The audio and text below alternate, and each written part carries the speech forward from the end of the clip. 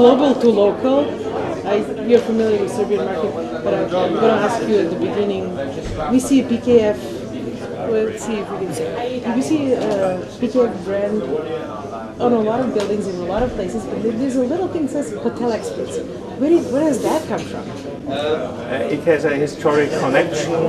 In 1920s in America, a colleague of ours was consultant and accountant for hotels, for hotel owners, and he saw a lack of standards, and he created a bookkeeping and accounting system, which is now known as the Uniform System of Accounts of the Lodging Industry.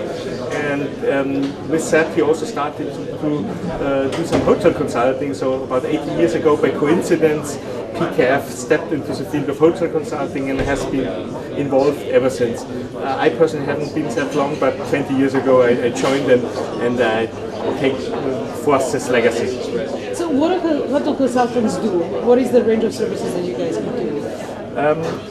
Basically two services. Number one is we help to check whether a hotel project makes sense, or whether a project can be developed into a hotel or a building converted into hotels. That's one. So be critical partner in determining whether something makes sense or not for hotel usage. The second thing is, if the answer to the first question is yes, then to help to make it a good, and by good I mean financially successful hotel. So be a critical partner to check the economic viability, the architectural planning, the overall concept, the right operator, and so on and so on. So basically be a sparring partner with a specialty know-how in hotel field. So when do you get involved in a project? Usually too late. Usually too late. Ideally, it should be when somebody has an idea before significant amounts of money have been spent. Because if already half of the building is constructed and we find out that the hotel doesn't make sense, clients are not happy with us. But that happens more often than you would think. So I would say before any significant amounts of money has spent, either on architectural planning, on construction, or on legal fees or anything else, the question is, if the site is not owned, should one first buy the site and then check it, or the other way around? I say ideally it is to secure a site, but not to buy it yet before its economic viability hasn't been determined. You have projects all around the world, and I think it gives you a pretty good overview of the market. What is the current trend, or trends, in a global market, like overall trends? How many hours do you have? We can do a lot of hours. Okay, good.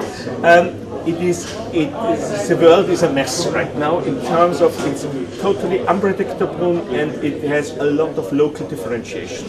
What might be true for Germany might not be true for France. What is true for Serbia might not be true for Montenegro. What is true for China might not be true for India. So we have to differentiate market by market, sector by sector. It's good for us as consultants if the world is complicated because our clients need help, but it makes things not easy. It's fair to say the only thing which is universal now is a certain level of uncertainty. We don't really know what the future will bring. Even in a market like China, there's a risk of overdevelopment of real estate. So I would say it is. You need a fine eye, and generalizations are never good in life, but right now they can be very, very dangerous. But if you will have to do at least one trend for Southern and Eastern Europe, or some sort of an overview, can you give us like major trends? I think generally we have more sophisticated market participants. The initial investors were often local oligarchs who had no clue and built a palace. And nowadays we have more and more sophisticated people, developers, investors, operators.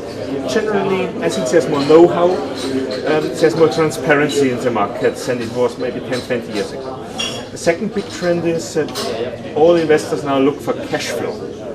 So cash flow is now the new king. and you look for projects which can secure a certain minimum level of cash flow. Even the Russian-Ukrainian oligarchs who built five-star palaces initially are now trying to factor in the importance of cash flow, because without steady income stream, it is very risky business. Do you have any advices for the local developers and developers coming into the current market? Less columns, less gold, less investment. Tone it down a little bit, don't overspend, keep it simple, not too complicated. There was a time for Baroque architecture, but it's gone. There was a time for palaces, but it's gone. Make economic products, but don't make them ugly, make them sexy. So make budget hotels, make mid-level hotels, but add some level of excitement, some lifestyle, some fun elements. That is a winning combination for successful hotel development, I would say. In Southeastern Europe and anywhere else in the world.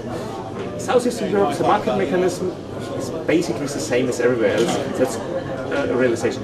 Given the small differentiations I explained before, but the fundamentals are basically the same. Are you hopeful for the 2012 in terms of hotel development?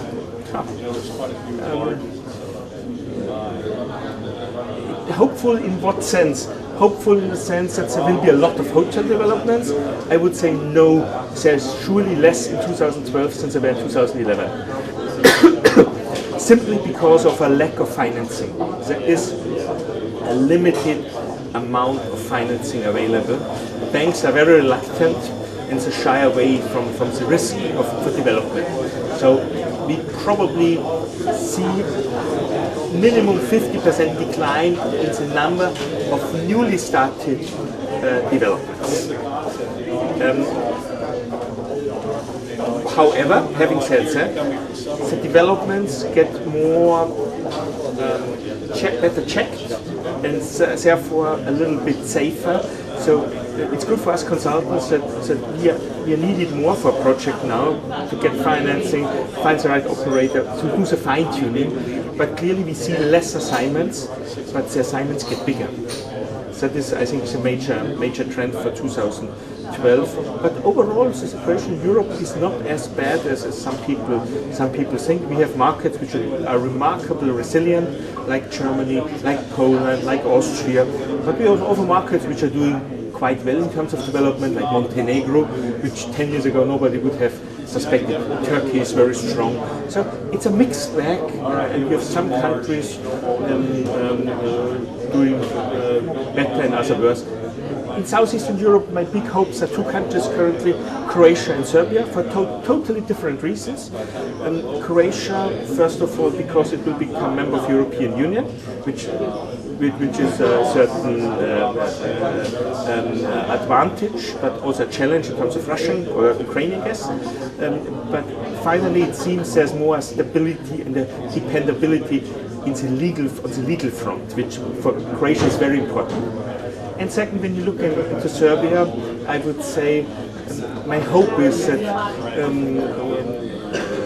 the times of political radicals are over, and we see a certain encroachment between Europe and Serbia.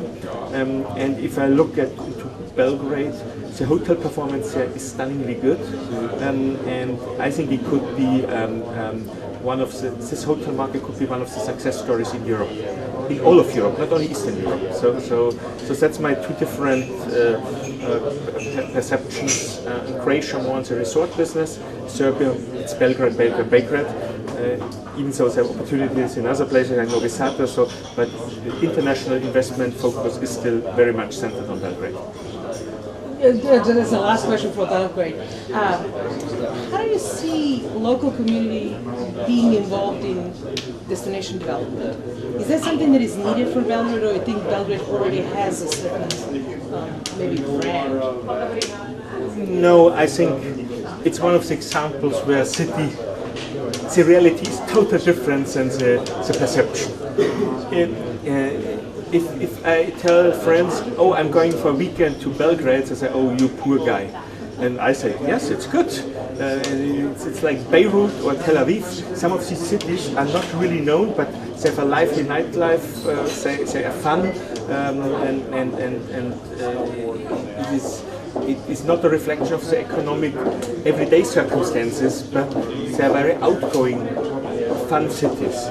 Yeah, to Zagreb you go for business, but Belgrade is a lively, vibrant, big city. But the perception is totally different. Most people think it's half destroyed by war activities, and it's a boring, dull, grey city which is still reigned by Tito and Milosevic. And the reality is totally different. It's a modern, Western-style town in terms of the young people. Whether you are in Barcelona or in Belgrade, yes, the buildings are a bit different, the climate is a bit different, and the sea is further away. But nightlife, I would say it's comparable. And not only nightlife in the sense of discotheques or bars or pubs, but overall a certain quality of lifestyle and fun activities. Thank you. Welcome. Very much.